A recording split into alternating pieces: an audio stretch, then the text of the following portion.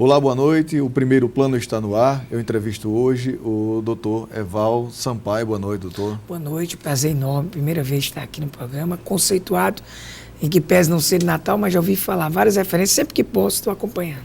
Muito obrigado por sua gentileza de estar aqui. O senhor que ontem, na sexta-feira, lançou um livro aqui em Natal, esse livro, O Abuso do Poder nas Eleições. Essa experiência que o senhor tem vem especificamente de onde?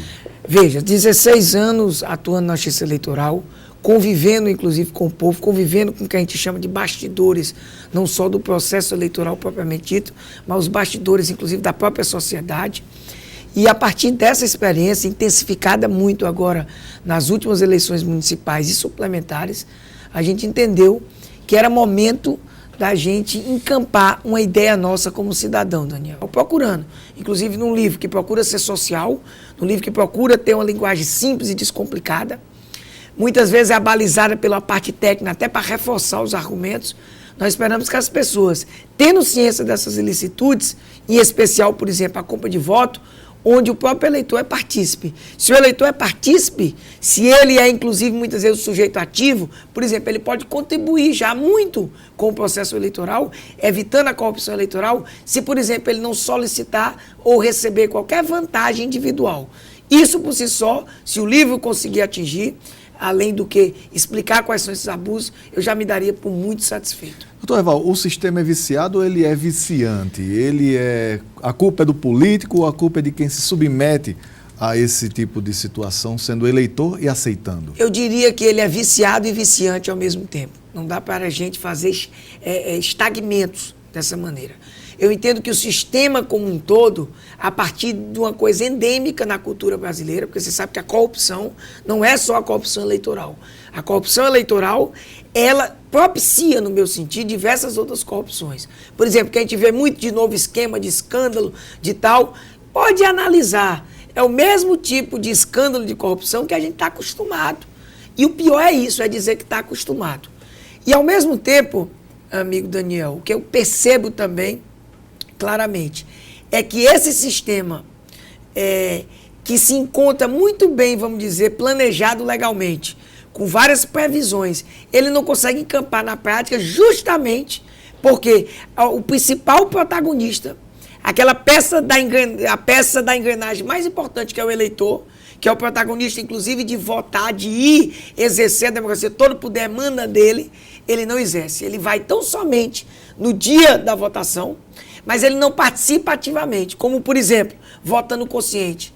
Votando realmente não porque ele se deu bem individualmente, porque ele solicitou, porque ele recebeu algo.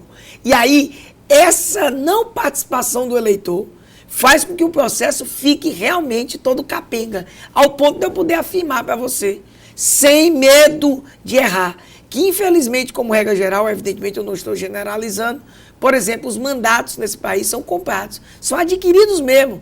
No sistema, como por exemplo, o doutrinador que teve comigo e juiz ontem, no lançamento, foi um lançamento conjunto, Marlon Reis, dizendo no seu primeiro capítulo do seu livro, tudo com palavras às vezes diferentes, pagou, levou, é o capital mesmo, é o dinheiro que faz, inclusive, o eleitor é a peça menos importante dentro desse esquema de corrupção eleitoral, porque não interessa, ele vota inclusive em quem paga mais, em quem arrecada mais, e sinceramente, essa é uma realidade que precisa ser enfrentada. Eu digo no meu livro, que é o que eu chamo de triste realidade da politicagem brasileira. O livro de Marlon, especificamente, depois do lançamento desse livro, ele vem até enfrentando uma representação através da Câmara Federal contra ele.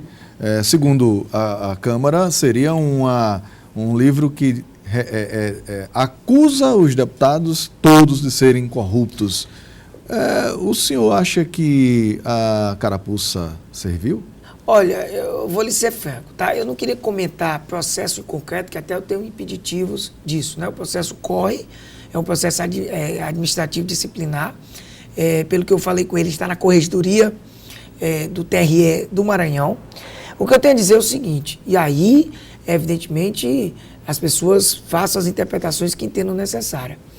Há uma liberdade, inclusive, de escrever, uma liberdade de manifestação de pensamento que não é absoluta, eu nunca defendo nenhum direito como absoluto. Até onde eu sei, é um trabalho científico, o nosso colega é doutorando, Há muito tempo, inclusive, ele vem sendo financiado, inclusive, por pesquisa sobre compra de voto. Então, é um trabalho sério, um trabalho acadêmico, e eu não vi essa generalização. É um trabalho sério, que retrata uma parte da realidade, que retrata, inclusive, algo que foi estudado cientificamente e que eu constatei nos casos reais. Eu constatei do mesmo modo. A interferência é total, inclusive, o uso da máquina pública, o uso, inclusive, do poder econômico, o uso, inclusive, do abuso midiático. Tudo isso faz com que o eleitor seja enganado. O eleitor quer ser alienado sempre. Ele quer ser alienado, às vezes, pela questão da necessidade, como ele é alienado de modo, inclusive, me perdoa a expressão, inescrupuloso por uma boa parte da classe política. Agora, como doutor Val, que para um juiz constatar, ver, saber disso tudo e ter que engolir o fato de que na próxima eleição vai estar tudo a mesma coisa? Você usou uma expressão boa, eu gostei, né? A gente tem que ter, como se diz, né? O sangue frio, né? Porque, veja bem, o que é que acontece? Tem que ser dividido muito bem. Por exemplo, eu retrato no meu primeiro capítulo desse livro, que eu chamo de Triste Realidade da Politicagem Brasileira, impressões que eu tenho com a minha experiência. É subjetivo, claro, sou eu que penso assim. Agora, não é da minha cabeça, eu não criei isso. É uma experiência que eu tive e eu chego a essas conclusões. Por exemplo, eu ando condenando alguém por causa dessas impressões? Não. Eu digo, inclusive, que o juiz não pode fazer isso. O juiz estaria descumprindo a Constituição se ele fizesse isso. Então, isso tem que vir de alguma forma com algumas provas. Agora, a sua indagação vai mais além disso. Ou seja, a Justiça Eleitoral identifica isso, na verdade, ela pune, inclusive, muitas vezes, passa o tempo de punição ou não passa por algum motivo, vamos incrementar o seu exemplo, e o candidato se posta mais uma vez, não é que você está dizendo, na eleição e muitas vezes vence. É o problema cultural que eu lhe digo. É o problema, inclusive, do pagou, levou. É o problema que não interessa quem é que está comprando. Interessa a força do poder econômico, do poder político. Essa força não interessa a pessoa. O eleitor, muitas vezes, não quer saber se é Daniel, se é Erval. Não. Ele não está preocupado com isso, não. Ele está preocupado com quem é que paga, com quem é que está bancando o interesse pessoal dele. Nós somos muito egoístas, todos nós. Todos nós somos egoístas. Nós não pensamos na coletividade. Se nós pensássemos na coletividade, a gente denunciava o que a gente vê. Inclusive, toda hora. A gente usa muito, eu digo nas minhas falas, os smartphones, né, para selfie, né? Facebook, Twitter, beleza, eu adoro. Eu também, inclusive, me utilizo muito dessas redes sociais. Inclusive, para esse meu trabalho de conscientização do eleitor. Por que a gente não vai, por exemplo, tentar pegar a culpa do que a gente sabe? Sinceramente, você diz, inclusive, você pode me perguntar o que eu quiser, e eu vou dar uma de apresentador. Quem vai perguntar sou eu. Você tem que ser franco comigo como eu estou sendo com você. Você não já viu N relatos, N realidades de compra de voto, de abuso do poder econômico, e que, inclusive, o candidato só ganha porque paga pelo mandato que adquire? Já vi como jornalista, como cidadão, como eleitor, vejo diariamente. Está vendo? A sua sinceridade como a minha. E muitas vezes não é comprovável isso, mas nós podemos mudar. Você não acha que se o cidadão ele se conscientizasse mais disso, e ele participasse ativamente disso, nos ajudando, por exemplo, que é uma ajuda muito boa, não receba e não solicite nada, porque os políticos têm me reclamado. Eu tenho chamado os políticos do meu lado, que eles, doutor, vamos fazer uma campanha para eles pararem de pedir. Inclusive, eu e Marlon tivemos uma experiência, paramos para tomar café no meio da estrada, viemos de Mossoró para Natal, e um político, eu não vou citar o nome por óbvio, ele disse, e ele vendo que ele estava ali, convidei ele, evidentemente chamei, e ele disse, doutor, vou lhe mostrar agora. No meu WhatsApp estão pedindo, inclusive, para os apoios, para os candidatos que eu apoio, até né, crédito de celular. Por WhatsApp, ele está dizendo que vai tirar o WhatsApp, né? Todo mundo pede de todo jeito. Estão pedindo até público nas redes sociais, não é no perfil individual, não. Me perdoa a expressão, o negócio está rasgado. E nós estamos achando normal. É isso, nós temos que ter capacidade de nos indignar. Ou como diria outro grande lutador contra a corrupção eleitoral, o professor Djalma Pinto cearense. Nós estamos vivendo um momento de indigência civil. E para recuperar isso, nós temos que trabalhar conscientizando. Eu, inclusive, eu estou em outro projeto aqui, estou pensando, inclusive, está muito bem feito aqui em Natal, vou ver se eu levo a Mossoró, se eu venho ajudar aqui. O doutor Jabas Bezerra, a doutora Lígia, que eu acho que, não sei se vieram aqui, mas estão com um projeto de levar toda essa cidadania para as escolas, inclusive com cartilhas. É isso, vamos educar desde da base. É isso que nós precisamos. O nosso povo é mal informado e, inclusive, é criminoso. A maioria parte, porque quem está recebendo essas benesses, quem está se dando bem individualmente, é tão criminoso quanto o político que está acompanhando.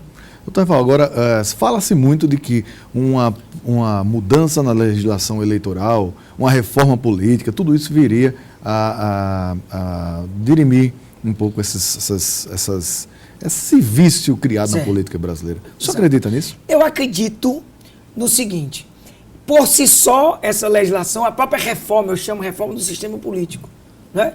Por exemplo, eu penso assim, uma coisa básica que eu acho que é imprescindível que a reforma, por exemplo, venha a atacar de fundo. A reeleição. A reeleição não combina com essa cultura brasileira. Nós temos que primeiro conscientizar o eleitor para depois pensar na reeleição.